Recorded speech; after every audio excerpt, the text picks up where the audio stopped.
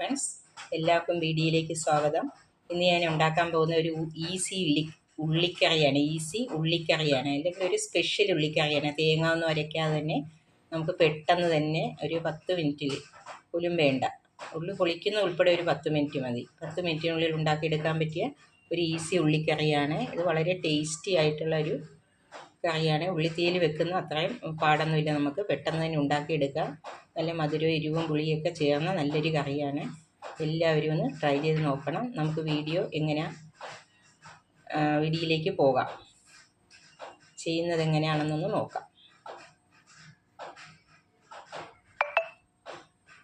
ഈ ഈസി ഉള്ളിക്കറിക്ക് ആവശ്യമായ സാധനങ്ങളെന്ന് പറഞ്ഞാൽ ഞാനിവിടെ ഒരു 200 ഗ്രാം ഉള്ളി കഴുകി വൃത്തിയാക്കി പൊളിച്ച് കഴുകി വൃത്തിയാക്കി എടുത്തിട്ടുണ്ട്. കുറച്ച് മല്ലിയില എടുത്തിട്ടുണ്ട്, ഒരു 3 പച്ചമുളക് എടുത്തിട്ടുണ്ട്, കുറച്ച് കറിവേപ്പില എടുത്തിട്ടുണ്ട്. ഇവിടെ ഒരു 1.5 ടീസ്പൂൺ മുളക് പൊടി, 1/2 ടീസ്പൂൺ മല്ലിപ്പൊടി, ഒരു 1/4 ടീസ്പൂൺ ഉലുവ, 1/4 ടീസ്പൂൺ ജീരകം, വറവിടിപ്പിക്കാനായിട്ട് ഒരു 2-3 ചെറിയുള്ളി അരിഞ്ഞ് വെച്ചിട്ടുണ്ട്, വറ്റൽമുളക് എടുത്ത് വെച്ചിട്ടുണ്ട്, പിന്നെ കുറച്ച് പുളി എടുത്ത് വെച്ചിട്ടുണ്ട്. നമുക്ക് കുറച്ച് വെള്ളം ഒഴിച്ചത് എടുക്കണം, ജ്യൂസാക്കി എടുക്കണം. പിന്നെ ഇതിൻ്റെ സ്പെഷ്യൽ ഇൻഗ്രീഡിയൻ്റായ ഒരു സ്പൂൺ അരിപ്പൊടി എടുത്തിട്ടുണ്ട്, പിന്നെ കായം എടുത്തിട്ടുണ്ട്, പിന്നെ 1/2 ടീസ്പൂൺ കടുക് എടുത്തിട്ടുണ്ട്, പിന്നെ ഇതിനാവശ്യമായ വെളിച്ചെണ്ണ 2 ടേബിൾ സ്പൂൺ വെളിച്ചെണ്ണ എടുത്തിട്ടുണ്ട്, ആവശ്യമായ ചൂടുവെള്ളം എടുത്തിട്ടുണ്ട്. നമുക്ക് ആദ്യമായിട്ട് ഈ പുളിയൊന്ന് നന്നായിട്ട് ജ്യൂസാക്കി എടുക്കാം. പുളി കുറച്ച് വെള്ളം ഒഴിച്ചിട്ട് ഇത്തിരി കഴിഞ്ഞെടുക്കാമെങ്കിൽ ഞെരടിയെടുക്കാമെങ്കിൽ നമുക്ക് പുളിയുടെ ജ്യൂസ് കിട്ടും. ഞാനൊരു ഫ്ലെയിം ഓണാക്കിയൊരു ചട്ടിയിലാണ് വയ്ക്കുന്നത്, മൺചട്ടി. ചട്ടി ഓണാക്കി കൊടുത്തിട്ടുണ്ട്, ഫ്ലെയിം ഓണാക്കി കൊടുത്തിട്ടുണ്ട്. ഇതിലേക്ക് 2 ടേബിൾ സ്പൂൺ വെളിച്ചെണ്ണ ചേർത്ത് കൊടുക്കാം. വെളിച്ചെണ്ണ ചേർത്തതിന് ശേഷം നമ്മൾ എടുത്തു വച്ചിരിക്കുന്ന പച്ചമുളക് ഇതിലേക്ക് ചേർത്ത് കൊടുക്കാം.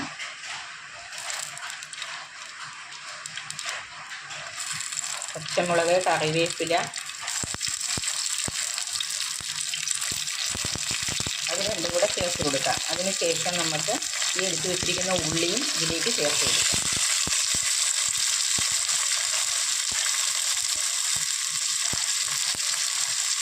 ഇതൊന്ന് നന്നായിട്ട് ഇളക്കി യോജിപ്പിക്കണം. ഇതിലേക്ക് ഒന്ന് വാടി വരാനായിട്ട്, ഉപ്പിട്ടാൽ പെട്ടെന്ന് ഉള്ളി വാടി വരും. വാടി വരാൻ ആവശ്യമായ ഉപ്പും കൂടെ ചേർത്ത് കൊടുക്കാം. ചേർത്ത് കൊടുത്ത് ഇതെല്ലാം കൂടെ നന്നായിട്ടൊന്ന് ഒരുവിധം ഒന്ന് വാടി വരണം. ഒന്ന് വാടി വരുന്നവരെ നമുക്ക് വെയിറ്റ് ചെയ്യാം. മീഡിയം ഫ്ലെയിമിൽ വേണം ഇടാൻ. ഒന്ന് മൂടി വയ്ക്കാം നമുക്ക്. ഇത് ഞാനിപ്പോൾ ഒരു അടപ്പ് കൊണ്ട് മൂടി വെച്ചിട്ടുണ്ട്. ഇനി ഒരു 2 മിനിറ്റ് ഒന്ന് വെയിറ്റ് ചെയ്യാം, ഇതൊന്ന് വാടി വരട്ടെ. ഇപ്പോൾ നമുക്കിതൊന്ന് തുറന്ന് നോക്കാം. ഇത് നല്ല മഴ പെയ്തുകൊണ്ടിരിക്കുകയാണ്, അതുകൊണ്ടാണ് ഈ ഭയങ്കര സൗണ്ടായിട്ട് തോന്നുന്നത്. ഇപ്പോൾ ഉള്ളിയൊക്കെ ഒരുവിധം നന്നായിട്ട് വാടി വന്നിട്ടുണ്ട്. ഇതിലേക്ക് നമ്മൾ ഈ എടുത്തു വെച്ചിരിക്കുന്ന മുളക് പൊടിയും മഞ്ഞൾപ്പൊടിയും കൂടെ ചേർത്ത് കൊടുക്കാം. ചേർത്ത് അതൊന്ന് നന്നായിട്ട് ഇളക്കി യോജിപ്പിച്ച് അതിൻ്റെ പച്ചമണമൊക്കെ ഒന്ന് പോകോളം ഇളക്കി യോജിപ്പിക്കണം. ഇപ്പോൾ ഇതിൻ്റെ പച്ച സ്മെല്ലൊക്കെ പോയിട്ടുണ്ട്. ആ സമയത്തേക്ക് നമ്മൾ ഈ എടുത്തു വെച്ചിരിക്കുന്ന പുളിവെള്ളം ഇതിലേക്ക് ചേർത്ത് കൊടുക്കാം. പുളിവെള്ളം ചേർത്ത് കുറച്ച് വെള്ളം കൂടെ, ഞാനിപ്പോൾ ഒരു 1/2 ഗ്ലാസ് വെള്ളം കൂടെ ചേർക്കുന്നുണ്ട്. എടുത്ത് വെച്ചിട്ട് ഇതൊന്ന് നന്നായിട്ട് വെന്ത് വരണം. നമുക്കൊന്ന് ഫ്ലെയിം കൂട്ടി വയ്ക്കാം. വെന്ത് വരുവോളം ഒന്ന് വെയിറ്റ് ചെയ്യുക. അടച്ച് വയ്ക്കുകയാണ്. ഇപ്പോൾ നമുക്കൊന്ന് തുറന്ന് നോക്കാം. നന്നായിട്ട് തിളച്ച് വന്നിട്ടുണ്ട്. ഞാനിവിടെ 1/2 ഗ്ലാസ് തിളച്ച വെള്ളമാണ് ഒഴിച്ചിരുന്നത്. അത് വെള്ളം പോരാഴിക പോലെ തോന്നിയത് കൊണ്ട് ഞാൻ വീണ്ടും ഒരു 1/2 ഗ്ലാസ് വെള്ളവും കൂടെ ചേർത്ത് കൊടുക്കുകയാണ്. ഈ ഗ്ലാസ്സിന് 1/2 ഗ്ലാസ് വെള്ളം കൂടെ ചേർത്ത് കൊടുക്കുന്നത്. നേരത്തെ 1/2 ഗ്ലാസ് വെള്ളം ചേർത്തിട്ടുണ്ടായിരുന്നു, തിളച്ച വെള്ളമാണ് ചേർത്തത്. തിളച്ച് വന്നായിരുന്നു. വീണ്ടും ഒന്നുകൂടെ തിളച്ച് വരട്ടെ. ഇപ്പോൾ നമുക്കിതൊന്ന് തുറന്ന് നോക്കാം. ഇത് നന്നായിട്ട് തിളച്ച് വന്നിട്ടുണ്ട്. ഇതിലേക്ക് നമുക്ക് ഈ സമയത്തേക്ക് കുറച്ച് ശർക്കര പാനിയാണ് ഒഴിച്ചു കൊടുക്കുന്നത്. ശർക്കര ഇട്ട് കൊടുത്താലും മതി, അല്ലെങ്കിൽ സ്വല്പം പഞ്ചസാര ചേർത്ത് കൊടുത്താലും മതി. 3 ടേബിൾ സ്പൂൺ ശർക്കര പാനി ഞാൻ ചേർത്ത് കൊടുത്തിട്ടുണ്ട്. ഇതിലേക്ക് കുറച്ച് മല്ലിയിലയും കൂടെ ഞാൻ ചേർത്ത് കൊടുക്കുന്നുണ്ട്. ഇത് മീഡിയം ഫ്ലെയിമിൽ വെച്ച് നമുക്ക് ഒന്നുകൂടെ 1 മിനിറ്റ് ഒന്ന് മൂടി വയ്ക്കാം. ഇനി ഇവിടെ ഒരു സ്പെഷ്യൽ ഇൻഗ്രീഡിയൻസായി നമ്മൾ എടുത്തു വെച്ചിരുന്ന 1 ടേബിൾ സ്പൂൺ അരിപ്പൊടി കൊടുത്തിട്ടുണ്ട്. സ്വല്പം വെള്ളം ഒഴിച്ച് നമുക്ക് കലക്കി യോജിപ്പിച്ച് വയ്ക്കാം. കട്ടയില്ലാതെ നന്നായിട്ട് കലക്കിയെടുക്കണം നമ്മളിത്.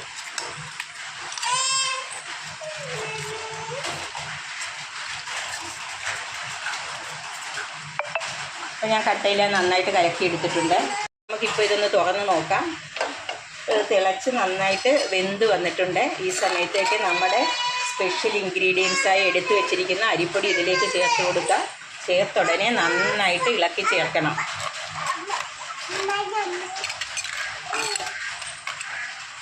നന്നായിട്ട് ഇളക്കി എല്ലാം ഇത് കട്ട പിടിക്കാൻ ചാൻസ് ഉണ്ട്. നന്നായിട്ട് നമ്മൾ ഇളക്കി ചേർക്കണം. ഇപ്പോൾ ഉപ്പും പുളിയൊക്കെ കറക്റ്റാണോ? ഇത് നല്ല മധുരവും ഉപ്പും പുളിയൊക്കെ ഉള്ളൊരു കറിയാണ്. ഒന്ന് നോക്കണം. ഇപ്പം ഈ അരിപ്പൊടിയൊക്കെ നന്നായിട്ട് വെന്ത് വരുമ്പോൾ നന്നായിട്ടൊന്ന് കുറുകി വരും. വേണമെങ്കിൽ അത്യാവശ്യം കുറച്ച് ചൂടുവെള്ളം കൂടെ ചേർത്ത് കൊടുക്കാം. തിളച്ചത് പറ്റിയപ്പോൾ നന്നായിട്ടൊന്ന് കുറുകിയിട്ടുണ്ട്. അന്നേരം ഞാൻ വീണ്ടും ഒരു 1/2 ഗ്ലാസ് തിളച്ച വെള്ളം കൂടെ ചേർത്ത് കൊടുക്കുകയാണ്. ഇപ്പം ഞാൻ ടോട്ടൽ 1.5 ഗ്ലാസ് വെള്ളം ചേർത്ത് കൊടുത്തിട്ടുണ്ട്. ഇനി ഇതൊന്ന് ചെറുതായിട്ട് തിളച്ച് വന്നാൽ മതി. നമുക്ക് ഫ്ലെയിം ഓഫ് ചെയ്യാം. ഇപ്പോൾ തിളച്ച് വരാൻ തുടങ്ങിയിട്ടുണ്ട്. ഫ്ലെയിം ഓഫ് ചെയ്യാം. തിളച്ച് വരാൻ തുടങ്ങുന്നുണ്ട്. ഇപ്പോൾ തിളച്ച് വരാൻ തുടങ്ങിയിട്ടുള്ളതൊക്കെ ഫ്ലെയിം ഓഫ് ചെയ്ത് കൊടുക്കാം. ഇൻഗ്രീഡിയൻ്റ് അരിപ്പൊടി ചേർത്ത് നന്നായിട്ട് തിളച്ച് കറക്റ്റ് പാകത്തിന് വന്നിട്ടുണ്ട്. നമുക്ക് പാകത്തിനനുസരിച്ച് വെള്ളം ചേർത്ത് കൊടുക്കാം. ഇതിപ്പോൾ അരിപ്പൊടിക്ക് പകരം കോൺഫ്ലവർ ചേർത്താലും മതി. ഇത് നല്ല ടേസ്റ്റാണ്.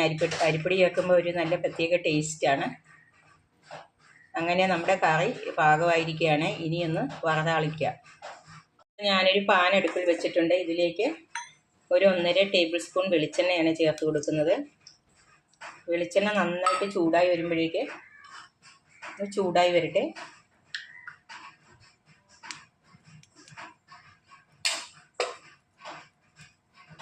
വെളിച്ചെണ്ണ ഇപ്പോൾ ചൂടായി വരാൻ തുടങ്ങിയിട്ടുണ്ട്. അതിലേക്ക് നമുക്ക് 1/2 ടീസ്പൂൺ കടുക് ചേർത്ത് കൊടുക്കാം.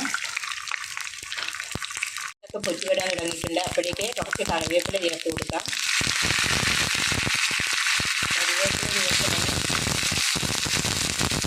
കുറച്ച് ചെറിയുള്ളി ചെറുതായിട്ട് അരിഞ്ഞ് വെച്ചിട്ടുണ്ടായിരുന്നു, അത് ചേർത്ത് കൊടുക്കാം.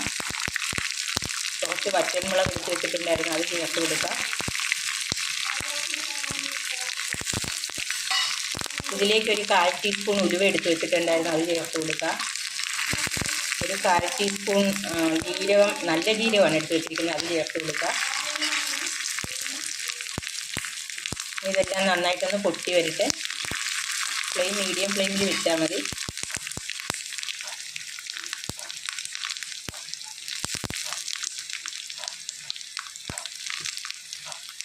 ഇതെല്ലാം മൂത്ത് വരാൻ തുടങ്ങിയിട്ടുണ്ട്. ഈ സമയത്തേക്ക് നമുക്കൊരു 1/4 ടീസ്പൂൺ കായപ്പൊടിയും കൂടെ ചേർത്ത് കൊടുക്കാം.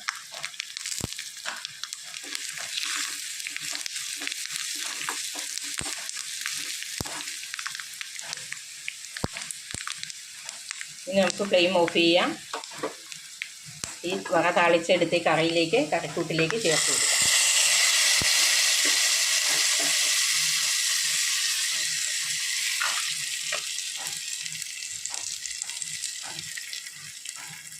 അങ്ങനെ നമ്മുടെ സ്വാദിഷ്ടമായ